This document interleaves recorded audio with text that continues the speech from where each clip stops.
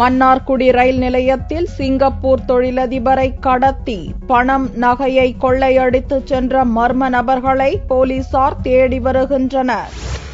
திருவாரூர் மாவட்டம் ராஜகோபாலபுரத்தை சேர்ந்த கலிய பெருமாள் சிங்கப்பூரில் குடும்பத்துடன் வசித்து வருகிறார். தொழிலதிபரான இவர் தனது சொந்த ஊருக்கு சிங்கப்பூரிலிருந்து மனைவி மற்றும் குழந்தைகளுடன் வந்தார். விமானம் மூலம் சென்னை வந்தவர் பின்னர் அங்கிருந்து மன்னை விரைவு ரயிலில் ஊருக்கு திரும்பினார். மன்னார்குடி ரயில் நிலையத்தில் கலிய பெருமாளை 5 பேர் கொண்ட கும்பல் சந்தித்தனர். தாங்கள் சிபிசிஐடி என்றும் பாஸ்போர்ட்டை சோதனையிட வேண்டும் என்றும் கலிய பெருமாளை மட்டும் அழைத்துச் சென்றனர். பல மணி நேரமாகியும் கலிய பெருமாள் வீடு திரும்பாத நிலையில் சந்தேகமடைந்த அவரது மனைவி மற்றும் உறவினர் மன்னார்குடி போலீசாரிடம் புகார் அளித்தனர். இந்நிலையில் கலிய பெருமாள் டிஎஸ்பி அலுவலகத்தில் ஆஜராகி மர்ம நபர்களால் கண்கள் கட்டப்பட்டு கடத்தப்பட்டதாகவும் நகை, பணம் மற்றும் பாஸ்போர்ட், விசா ஆகியவற்றை கொள்ளையடித்துவிட்டு தன்னை விட்டுவிட்டதாகவும் புகார் தெரிவித்தார்.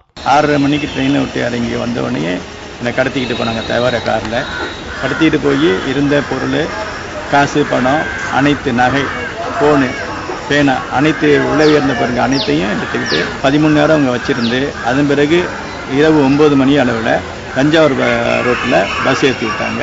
கிட்டத்தட்ட பொருள் மதிப்பு இன்னைக்கு 8 லட்சத்துக்கு மேலே. கலிய பெருமாள் சிந்துஜா இருவரும் சிங்கப்பூர் பிரஜைகள். இந்தியா வந்த பொழுது மன்னை எக்ஸ்பிரஸில் மன்னாரில் இறங்குறப்ப முகம் தெரியாத ஆட்கள் டவேரா காரில் கடத்தி சென்றுள்ளார்கள். கடத்தி சென்று எங்கே வைத்துள்ளார்கள் என்ற விவரம் தெரியாமல் இடம் தெரியாத இடத்தில் வைத்து எல்லா பொருள்களையும் பிடிக்க கொண்டு அவருடைய விசா உட்பட, பாஸ்போர்ட் விசா உட்பட அனைத்தையும் பிடிக்க கொண்டு திரும்ப அனுப்பிவிட்டார்கள். மேலும் 10 லட்ச ரூபா கொடுத்தால்தான் பாஸ்போர்ட், விசா போன்றவற்றை உன்னிடம் தருவோம், இல்லாவிடில் உன்னுடைய உயிர் உன்னிடம் இருக்காது என்று கொலை மிரட்டல் விடுத்துள்ளார்.